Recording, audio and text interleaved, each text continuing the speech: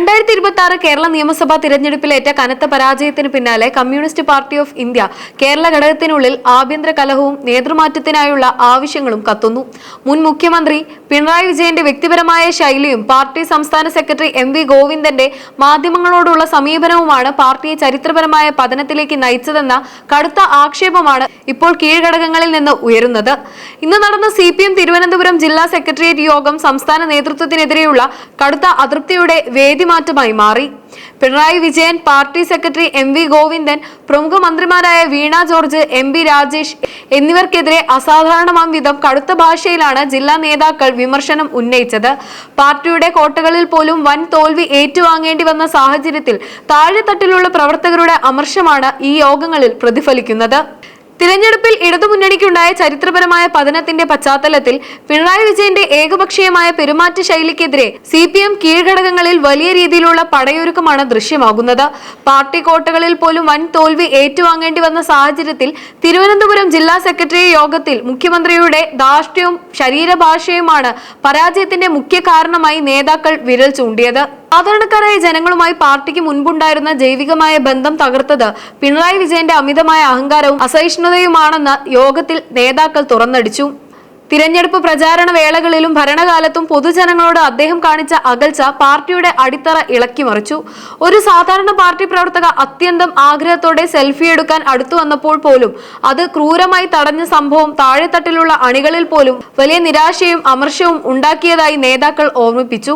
ജനാധിപത്യപരമായ സംവാദങ്ങൾക്കോ വിയോജിപ്പുകൾക്കോ ഭരണത്തിൽ ഒരിടവും ഉണ്ടായിരുന്നില്ല എന്നതിന്റെ വ്യക്തമായ തെളിവാണ് തനിക്കെതിരെ ശബ്ദമുയർത്തുന്നവരോട് വീട്ടിൽ പോയി പറയാൻ ആവശ്യപ്പെടുന്ന സ്ഥിരം ശൈലി. ജനാധിപത്യ ഭരണ സംവിധാനത്തിൽ വോട്ട് ചെയ്ത് വിജയിപ്പിച്ച ജനങ്ങളോട് ഇത്തരത്തിൽ സംസാരിക്കുന്നത് ശുദ്ധ അഹങ്കാരമായും വെല്ലുവിളിയായും മാത്രമേ പൊതുസമൂഹം വിലയിരുത്തൂ എന്ന് യോഗത്തിൽ കടുത്ത വിമർശനം ഉയർന്നു.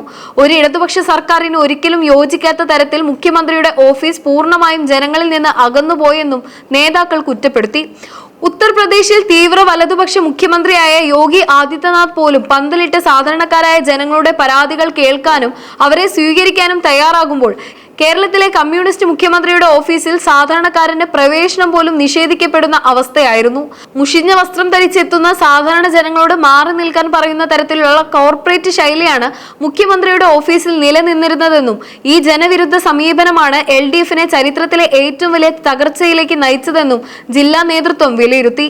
പിണറായി മന്ത്രിസഭയിലെ പ്രമുഖ മന്ത്രിമാരായിരുന്ന വീണ ജോർജ്, MP രാജേഷ് എന്നിവർക്കെതിരെയും CPM തിരുവനന്തപുരം ജില്ലാ സെക്രട്ടേറിയറ്റിൽ അതിരൂക്ഷമായ വിമർശനമാണ് ഉയർന്നത്. ഇരു മന്ത്രിമാരുടെയും മണ്ഡലങ്ങളിലെയും അവർ കൈകാര്യം ചെയ്ത വകുപ്പുകളിലെയും പരാജയമാണ് LDFന്റെ തകർച്ചയുടെ ആക്കം കൂട്ടിയതെന്ന് യോഗം വിലയിരുത്തി. പത്തനംതിട്ടയിലെ കനത്ത തോൽവിയുടെ പശ്ചാത്തലത്തിൽ മുൻ ആരോഗ്യമന്ത്രി വീണ ജോർജിനെതിരെ അതീവ ഗുരുതരമായ ആക്ഷേപങ്ങളാണ് നേതാക്കൾ ഉന്നയിച്ചത്.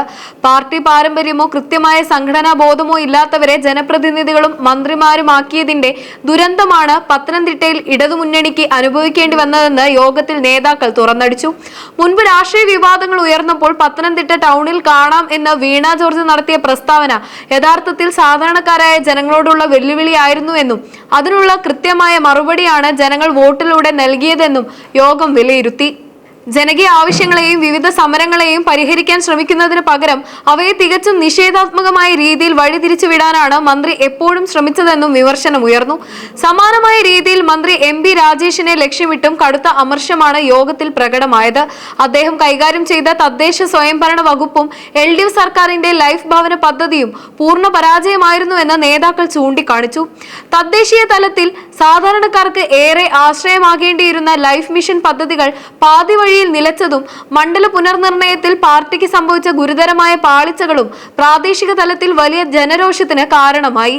ഈ വകുപ്പുകളിലെ ഭരണപരമായ പരാജയങ്ങളും മന്ത്രിമാരുടെ ജനവിരുദ്ധമായ സമീപനങ്ങളുമാണ് താഴെത്തട്ടിൽ പാർട്ടിയുടെ അടിത്തറ തകർത്തതെന്ന വിലയിരുത്തലിലാണ് ജില്ലാ നേതൃത്വം എത്തിച്ചേർന്നത്. CPM സംസ്ഥാന നേതൃത്വത്തിനെതിരെയുള്ള ജനരോഷവും തിരുത്തൽ ആവശ്യങ്ങളും തിരുവനന്തപുരത്ത് മാത്രം ഒതുങ്ങുന്നതല്ലെന്നും കേരളത്തിലുടനീളം ഇത് പടർന്നു പന്തലിക്കുകയാണെന്നും വ്യക്തമാകുന്ന റിപ്പോർട്ടുകളാണ് ഇപ്പോൾ പുറത്തുവരുന്നത്. കഴിഞ്ഞ കുറച്ച് ദിവസങ്ങളായി സംസ്ഥാനത്തെ വിവിധ ജില്ലാ കമ്മിറ്റി യോഗങ്ങളിൽ സംസ്ഥാന നേതൃത്വത്തിന്റെ നയങ്ങൾക്കെതിരെ സമാനമായ രീതിയിൽ ശക്തമായ പടയൊരുക്കമാണ് നടക്കുന്നത്. തിരുവനന്തപുരം ജില്ലാ കമ്മിറ്റിയിൽ മുഖ്യമന്ത്രിയുടെ ഓഫീസിനെതിരെയുള്ള അഴിമതി ആരോപണങ്ങളും ജനവിരുദ്ധതയും മന്ത്രിമാരുടെ ഭരണപരമായ പരാജയവും ചർച്ചയായപ്പോൾ പ്രായപരിധി നടപ്പാക്കിയതിലെ ഇരട്ടത്താപ്പും കടുത്ത ഭാഷയിൽ ചോദ്യം ചെയ്യപ്പെട്ടു.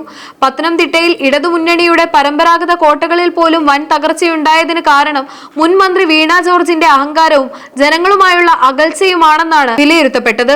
ഇടുക്കിയിലാകട്ടെ സാധാരണക്കാരായ തോട്ടം തൊഴിലാളികൾക്കിടയിൽ വലിയ സ്വാധീനമുള്ള ജനകീയ നേതാവായ എം മണിയെ പ്രായപരിധിയുടെ പേര് പറഞ്ഞ് നിർബന്ധപൂർവ്വം മത്സര രംഗത്തു നിന്ന് മാറ്റിയതാണ് വൻ പാളിച്ചയ്ക്ക് കാരണമായതെന്ന് നേതാക്കൾ ചൂണ്ടിക്കാട്ടി. കൊല്ലം, കോഴിക്കോട് ജില്ലാ കമ്മിറ്റികളിൽ ഇതിലും രൂക്ഷമായ പ്രതികരണങ്ങളാണ് ഉയർന്നത്. തോൽവിക്ക് നേതൃത്വം നൽകിയ പിണറായി വിജയനെ വീണ്ടും പ്രതിപക്ഷ നേതാവാക്കാൻ ശ്രമിക്കുന്നത് നൂറ്റാണ്ടിന്റെ മണ്ടത്തരമായിരിക്കുമെന്നാണ് ഈ കമ്മിറ്റികൾ വിലയിരുത്തിയത്. പാർട്ടിക്ക് ഓരോ തിരഞ്ഞെടുപ്പിലും ഓരോ നയമാണെന്ന കടുത്ത ആക്ഷേപവും ഇവിടെ ഉയർന്നു.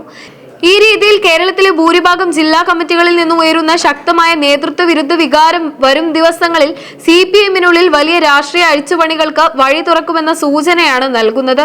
ഭരണവിരുദ്ധ വികാരം മാത്രമല്ല, പാർട്ടി നേതൃത്വത്തിന്റെ ജനവിരുദ്ധമായ ശൈലിയാണ് ഈ ചരിത്ര പരാജയത്തിന് കാരണമെന്ന് പാർട്ടിയുടെ അടിത്തട്ടിലുള്ള പ്രവർത്തകരും ഇടത്തരം നേതാക്കളും ഉറച്ചു വിശ്വസിക്കുന്നു.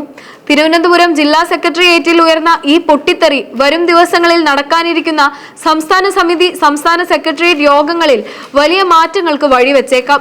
തെറ്റുതിരുത്തി മുന്നോട്ടു പോകുമെന്ന് MV ഗോവിന്ദൻ അവകാശപ്പെടുന്നുണ്ടെങ്കിലും പിണറായി വിജയന്റെ അപ്രമാദിത്വത്തിനു മേൽ പാർട്ടിയിൽ ആദ്യമായാണ് ഇത്രയും ശക്തമായ തിരുത്തൽ ശക്തികൾ ഉയർന്നു വരുന്നത് എന്നത് കേരള രാഷ്ട്രീയത്തിൽ പുതിയൊരു അധ്യായത്തിന് തുടക്കം കുറിക്കുകയാണ്. വീണ ജോർജ് അടക്കമുള്ള പുതുമുഖ മന്ത്രിമാരുടെ പരാജയവും പാർട്ടിയിലെ പ്രായപരിധി തർക്കങ്ങളും വരും ദിവസങ്ങളിൽ CPM-ൽ വലിയ അഴിച്ചുപണികൾക്ക് കാരണമായേക്കാം.